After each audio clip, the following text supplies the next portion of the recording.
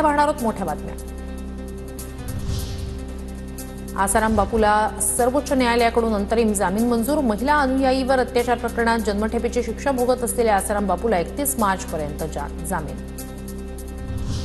वादग्रस्त प्रशिक्षणार्थी आयएस अधिकारी पूजा खेडकरची अटकपूर्व जामिनासाठी सुप्रीम कोर्टात धाव। पूजा खेडकरचा जामीन अर्ज दिल्ली हायकोर्टाने फेटाळला। सुप्रीम कोर्टाच्या निर्णयाकडे आता लक्ष। 1 एप्रिलपासून सर्व वाहनांसाठी फास्टॅग अनिवार्य, राज्य मंत्रिमंडळाच्या बैठकीत निर्णय। इंटरपोलच्या धर्तीवर देशाचंही भारत पोल लॉन्च। पोलीस थेट आंतरराष्ट्रीय गुन्हेगारांपर्यंत पोहोचू शकणार। केंद्रीय गृहमंत्री अमित शाह यांच्याकडून सीबीआयच्या भारत पोल पोर्टलचं उद्घाटन।